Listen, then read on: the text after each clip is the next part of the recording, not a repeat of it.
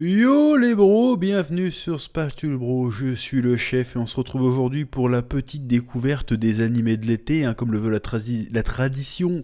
Bon, c'est une tradition qui vient de ma chaîne principale, à la base, le chef Otaku, mais c'est une tradition que je remets au goût du jour sur Spatule Bro, bien sûr. On découvre un peu les animés de l'été qui commencent à sortir hein, depuis le début du mois de juillet, et là on va parler de... attends, j'ai pas retenu le nom. On va parler de Reborn as Vending Machine. Oui, on va parler de l'isekai où le gars se réincarne en distributeur automatique japonais. C'est incroyable, c'est incroyable. Voilà, j'ai regardé le premier épisode. Bon, tu connais mon amour pour le principe des isekai de base, mais là on pousse le concept trop loin. Là, je veux dire que le gars, l'histoire, c'est tout simplement ça. C'est le mec qui est sur sa moto. Devant lui, il y a un camion qui transporte un distributeur de machines, un distributeur de boissons en un distributeur automatique. Le distributeur est en train de se détacher, le gars il fonce pour essayer, oh non je vais essayer de le rattraper, évidemment il se fait emporter par le truc, il meurt, et il se réincarne dans un monde d'Heroic Fantasy en tant que distributeur automatique. Alors tu te dis, distributeur automatique, Heroic Fantasy, quel est le rapport? Mais il y en a pas en fait, il y en a pas, c'est juste que le gars, apparemment l'explication, c'est parce qu'il c'était un fan, un féru de distributeur automatique, bon chacun a sa passion, hein.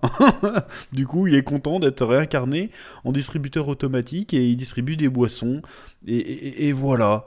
Donc, j'ai regardé le premier épisode en me disant qu'au moins j'allais au moins bien me marrer parce que le principe de base allait rigolo et j'ai été un peu déçu hein, quand même. Bon, je m'attendais pas à un truc de fou, mais le problème c'est que c'est un distributeur automatique, mais c'est premier degré quoi. Il n'y a pas de vanne, c'est le concept. Bonjour, je suis un distributeur automatique. Oh, comment je vais pouvoir vendre des boissons? Parce qu'en fait, le concept c'est qu'il doit rassembler des points pour rester en vie, parce qu'en fait, il n'y a pas d'électricité. Donc du coup, il doit marcher avec des points de magie, et pour gagner des points de magie, il doit vendre des canettes. Voilà. Et en fait, c'est ça. Le premier épisode, c'est il découvre qu'est-ce qu'il peut faire, il farfouille les menus, il voit qu'il peut changer sa sélection d'objets à vendre, et c'est à peu près tout. Et après, évidemment, il y a une waifu qui se pointe, et tout de suite, il y a une relation qui se crée entre le distributeur de machines, de boissons, et la waifu à moitié à poil. Et c'est tout en fait.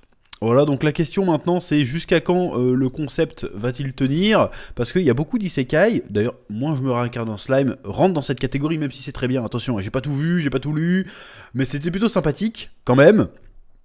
C'est-à-dire qu'on part d'un principe de base un peu absurde en mode ah tu te réincarnes en slime, ah tu te réincarnes en araignée dans un donjon, ah tu te réincarnes en distributeur de boissons, et puis en fait très vite, comme on a fait le tour du délire, et ben du coup on trouve une astuce pour sortir du concept de base et repartir sur de l'aventure Heroic Fantasy classique. Donc là dans le truc l'araignée dans un donjon là qui était vraiment pas bien, j'ai pas aimé du tout les deux premiers tomes. Peut-être qu'après c'est mieux. Et ben très vite en fait elle arrête d'être juste une araignée et elle peut reprendre une forme humaine. Pareil dans moi quand je me réincarne en slime, assez vite il peut reprendre une forme humaine et du coup ça annule un peu le délire d'être un slime. Bah là, je suis persuadé qu'à un moment donné, là, dans son état actuel en tant que distributeur de machines, pourquoi je dis distributeur de machines? De distributeur de boissons ou de nourriture, là il est évident qu'au bout d'un moment il va débloquer des nouvelles capacités. Déjà là il a des pouvoirs magiques, c'est-à-dire qu'il peut dresser des barrières magiques quand il se fait attaquer par des hommes grenouilles, il peut lancer des sorts, voilà. Après tu vois qu'il peut que balancer des phrases déjà enregistrées en mode servez-vous s'il vous plaît, merci d'être venu, à la prochaine fois. Tu sais très bien que très vite il va pouvoir dire autre chose, c'est obligatoire.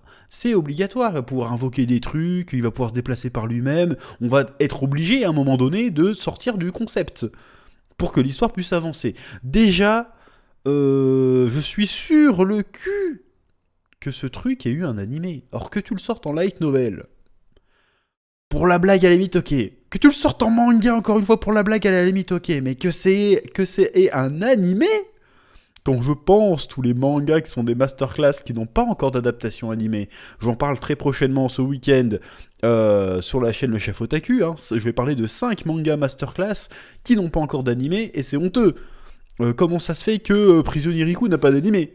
Comment ça se fait que Fire Punch n'a pas d'animé? Mais ça, je suis un distributeur automatique dans un autre monde, ça c'est un animé direct quoi. Je suis sur les fesses. Et encore, le concept, je suis désolé, mais il est exploité premier degré. C'est juste les aventures, entre guillemets, d'un mec, d'un distributeur automatique avec une conscience qui est content de vendre des boissons. Et c'est tout. Et à un moment donné, les gens se lassent. Oh, ils proposent toujours la même chose. Ah bah je rajoute un bouillon de bœuf. Voilà. Et ça, les gens, ils aiment bien ça. Ils lisent ça, ils sont ah, ça m'a détendu. Là, j'ai lu une sacrée histoire. Là, ça m'a fait réfléchir sur ma vie, sur mes ambitions. Non, je kiffe. Ah, franchement, ça doit être trop bien d'être un distributeur automatique et de vendre des boissons et des paquets de nouilles et des paquets de chips à des waifus. Trop stylé. Vas-y, mettez-moi des pièces dans la fente et après, je vous donne des boissons. Et vous faites et vous gloussez en goûtant et en faisant en rougissant comme ça. Sugoi, c'est bon quoi. C'est quoi ce truc en fait de dépressif en fait. Je comprends pas. Si encore c'était second degré, si on faisait des blagues à la con. Moi je pensais qu'il y aurait un détournement, tu sais, genre quand la waifu elle fouille pour chercher la canette, je me suis dit que l'autre il va sentir des trucs, tu vas faire oh pour une fois qu'une gonzesse me touche, un truc comme ça. Mais non, même pas. C'est juste oh là là, je suis content, j'arrive à satisfaire mes clients qui boivent des bonnes boissons rafraîchissantes. C'est quoi ce truc de merde en fait? On est où en fait? C'est quoi? Qu'est-ce qui se passe? Qu'est-ce qui se passe? Je vais peut-être regarder le deuxième épisode pour voir où ça va aller, mais je suis sûr qu'on va sortir du délire. On va sortir du délire. On voit déjà sur l'affiche, il est avec une compagnie. À tous les coups, il va les accompagner dans leurs aventures et tout, tu vas voir. Donc ça n'aura plus aucun intérêt que ça soit un distributeur automatique, en fait. Très très vite. Tu sens bien que le truc, c'est juste le truc buzz, le plot twist de base. Je me réincarne en distributeur automatique. Hop, vas-y, bah, je te sors d'autres idées. Je me réincarne en cendrier. Oh, je peux faire un cendrier. Je me réincarne en sextoy dans un autre monde. Je suis sûr que ça existe en plus.